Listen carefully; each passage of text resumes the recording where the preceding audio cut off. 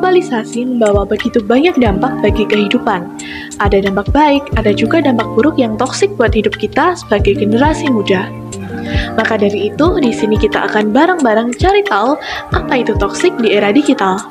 Tapi sebelum itu, kita mau nanya-nanya nih sama warga Regina Pacis, gimana pendapat mereka soal toksik di era digital.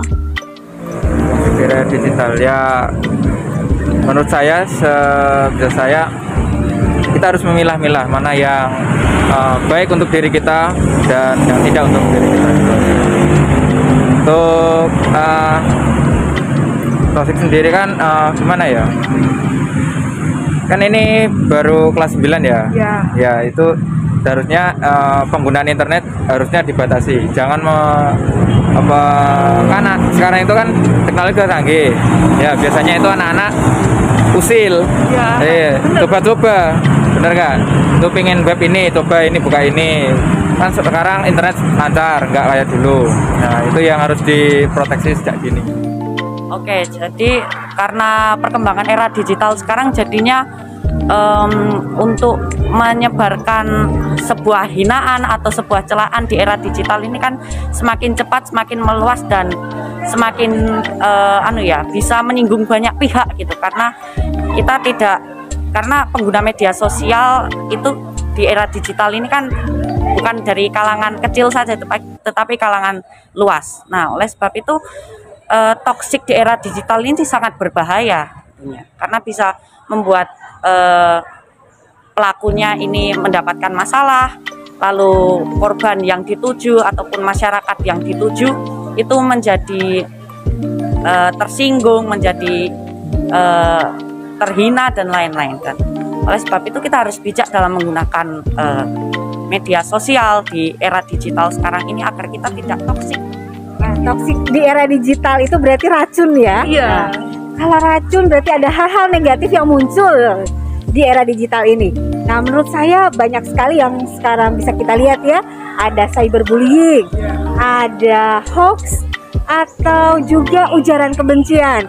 Dan semuanya itu bisa dilakukan secara personal maupun dalam kelompok. Dan di mana tempatnya biasanya di media-media sosial atau juga di media-media digital lainnya. Itu sih menurut saya. Kerasa gak sih sekarang di Indonesia kita nggak cuma pakai bahasa daerah, bahasa Indonesia, ataupun bahasa asing kayak bahasa Inggris, tapi juga ada namanya bahasa gaul.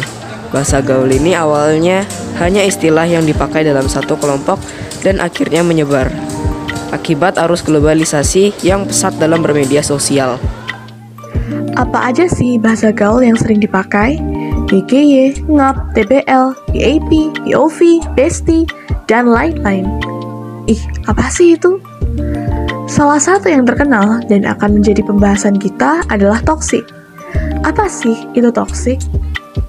Dalam bahasa gaul, toksik atau beracun mengacu pada tindakan yang menyinggung bagi orang lain secara fisik maupun emosional. Seseorang bisa dianggap racun ketika ia menyebarkan energi negatif ke lingkungan sekitar. Bahkan seringkali toxic people ditemukan di media sosial. Kasus nyatanya adalah tindak cyberbullying. Cyberbullying adalah tindak perundungan yang terjadi di media digital. Contoh nyatanya pasti pernah kita temukan. Memperlakukan seseorang di media sosial dengan menyebarkan fitnah atau aib, memberikan pesan berbentuk ejekan dan ancaman melalui kolom komentar media sosial, membuat grup chat berisi banyak orang dan memasukkan korban ke dalamnya lalu mengolok-olok secara bersama, bahkan memaksa untuk mengirimkan pesan atau gambar berbau seksual. Dampak yang ditimbulkan pun tidak main-main. Korban bisa terkena berbagai gangguan mental, diantaranya berkurangnya rasa percaya diri, hilangnya kepercayaan terhadap orang lain, waspada dan curiga berlebihan, insomnia, depresi, bahkan timbul keinginan untuk bunuh diri.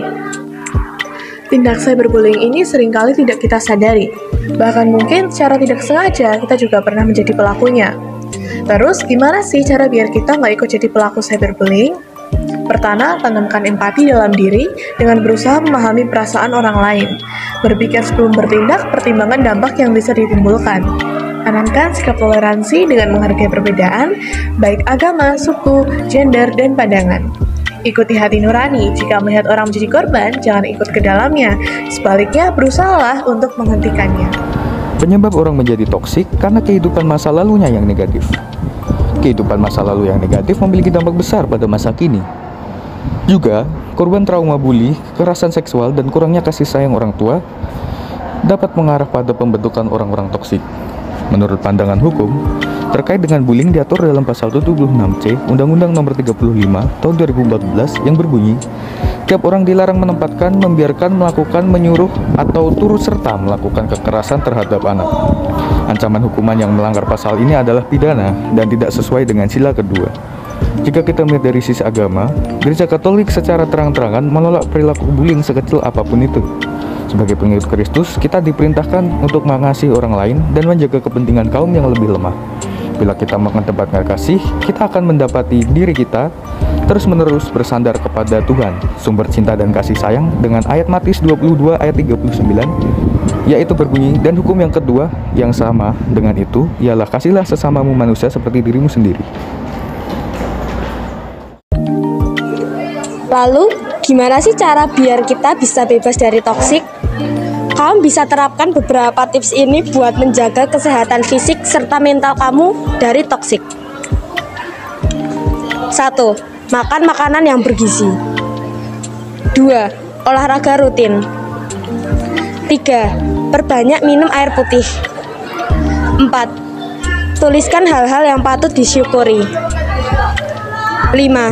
Terbukalah pada seseorang yang tepat. 6. Tidur tepat waktu. Globalisasi membuat laju informasi baik positif maupun negatif menjadi sangat pesat.